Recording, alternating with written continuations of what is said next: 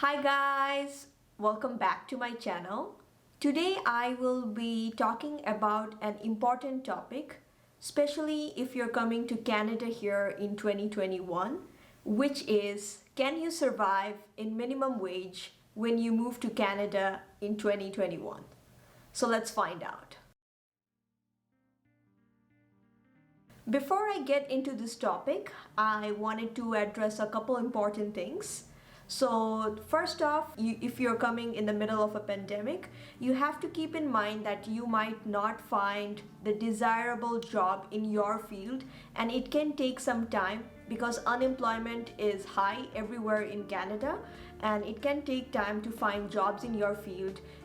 In some jobs you also do need to get certified, licensed, or get a couple more degrees done before you can even work in those fields. But you do need to get your first basic or survival job when you move here in Canada. There are a lot of job openings in retail, in customer service, cashier, those sort of basic jobs where you can work at the moment. You can definitely get a job as soon as you land in these basic jobs. So now we come to what is a minimum wage. So minimum wage basically means that it's a set wage which the government decides, and it varies from province to province, and it's not going to be any lower than the amount which is set by the government. So for Alberta, the minimum wage is $15 per hour, and it's the highest in Canada, which is a really good thing if you're planning to move here to Alberta and do some savings or even survive. It's a good way to survive because 15 is a lot. So now we go on to some maths.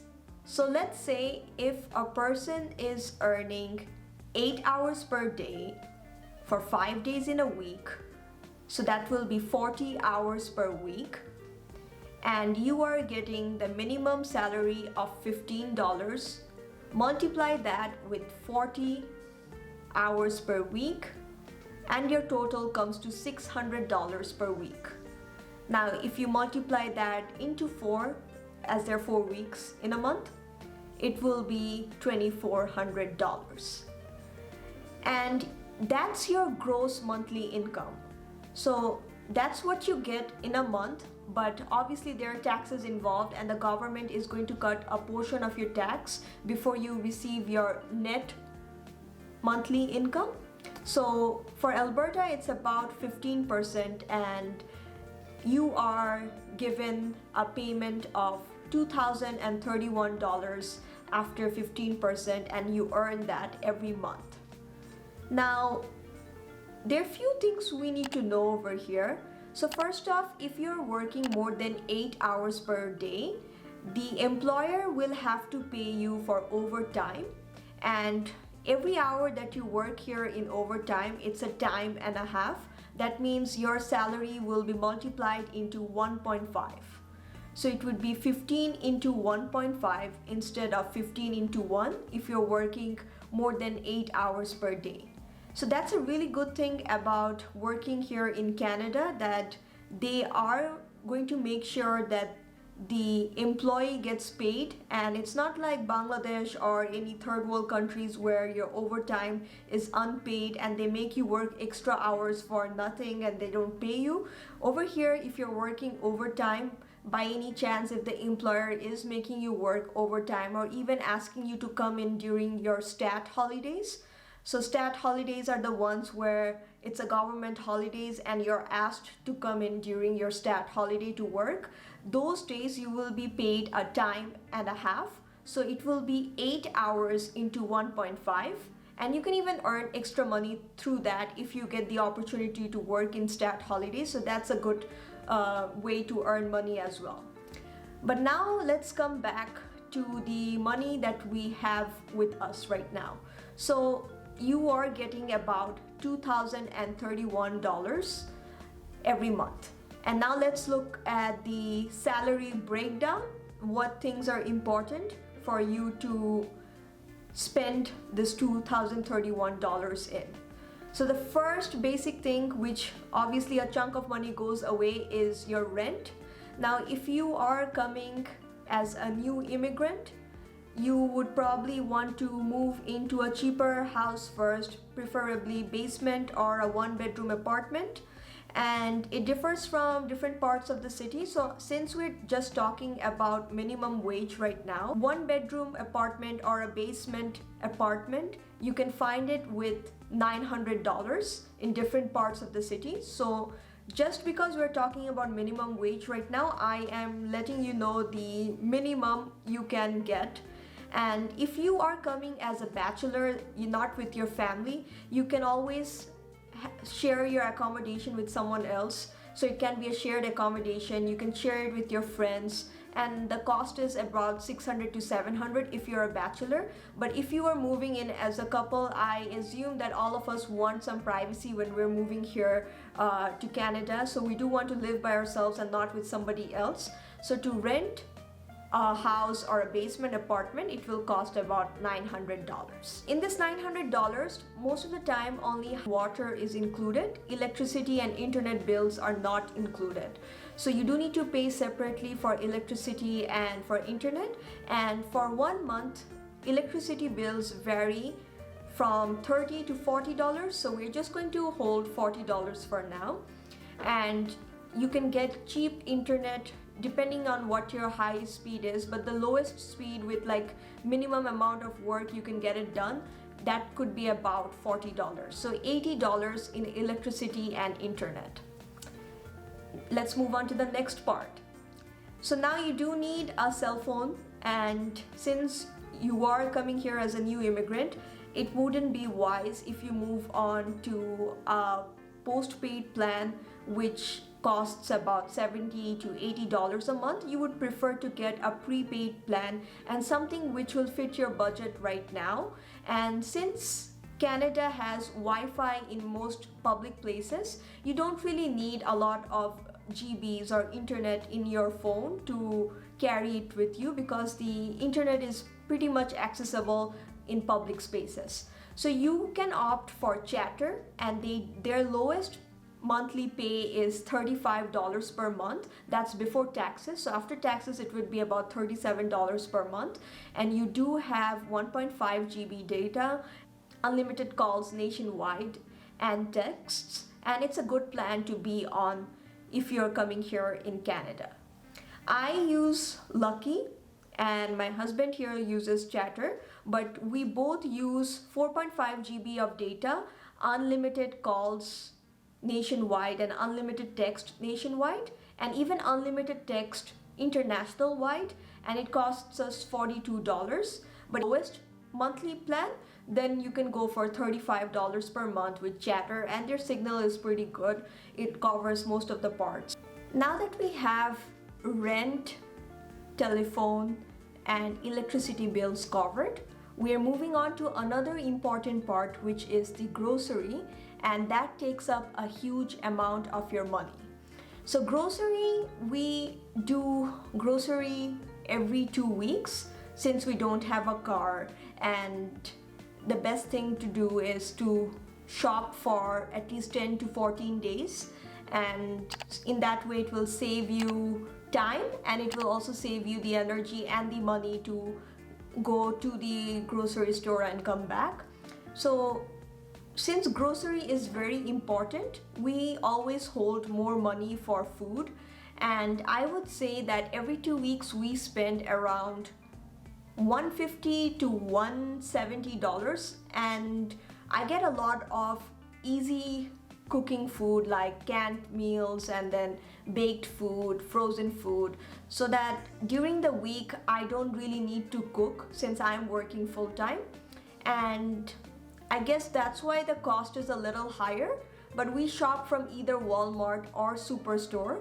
You can shop from Costco, and it's going to be a little cheaper than Walmart or Superstore. But the thing is, with Costco, you have to buy a lot of things in bulk, and it's pretty far from any bus station and public transport, so it's going to take a lot of time just to go to Costco, and it's easier to go to Walmart or Superstore. and we do our shopping from either of them. I prefer Superstore more than Walmart just because I find it cleaner and I just find it a bit more livelier than Walmart, and it does have more selections in a lot of things than Walmart, so I do my shopping in Superstore. But for new immigrants, it will cost about $500 per month to get all your food and to eat and cook at home. I'm saying this a little bit more, but you can get it done in $350 to $400 for two people. And if you're living by yourselves, then you can even decrease that cost to $300 depending on what you eat and what are the things you like to make and how often you eat. So it depends on you, but grocery would be about $500 per month. The next thing on this list is the transport. So since you are a new immigrant, you're obviously not planning to buy a car as soon as you land here because cars can be expensive and there are a lot of things which require before you get a car. You do need your licenses. I did make a video about how to get your license here in Alberta. Link is over here. And basically you do need something to travel, and there the monthly bus passes come in hand. So right now the monthly bus pass in Calgary is $109 for adults, and this monthly bus pass covers all the bus and train transport, so you don't need to pay additionally for any bus or train, and you can use it as many times as you want throughout the month, and it just costs $109 for an adult. So if you get two of those, cost you $218. And that is basically what you need in a month, and the total comes up to $1,772. So you do see that you have about $259 remaining in your hand, and with this $259 you can use this money for emergency. Let's say when you are bringing grocery back to your place, it's wiser to use an Uber because since you're shopping for 2 weeks, carrying them back in bus or train is not as feasible as you would like to think, especially during cold days. And so that money you can use it for Uber or for some emergency, like let's say it snowed in the day before or the night before, and the buses and trains are pretty late in the mornings when it snows, just because everything is stuck in the roads, and sometimes it snows the night before, so everything needs to be cleaned, and that can cause delaying of the buses and trains. So you can use Uber during those days too, and you do see that you still have $259 additional money to spend it on something else. Can you survive in minimum wage? The answer is yes, you can. You are just working by yourself and your spouse isn't even working. You guys will be just barely making it every month, provided that there are no extra or unnecessary costs. You're just sticking with the things which I mentioned, the most necessary things to survive here in Canada. Now let's say if your spouse is also working on minimum wage and you are also working on minimum wage, then the best thing is that your spouse's almost entire salary can go into savings. And since we save a lot because both of us are working full-time, and by now we got upgraded and we're not working in minimum wage anymore, but even when we were working in minimum wage, we saved up a good amount of money because both of us were working, and you just need one person's salary here to survive.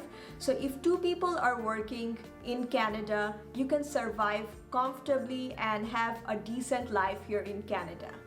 If you're bringing your kids with you, 1 or 2 kids, then yes, the cost is going to increase a little bit, but the government in Canada also helps you. They provide you child benefit tax, so they pay some money for the children depending on what your monthly income is.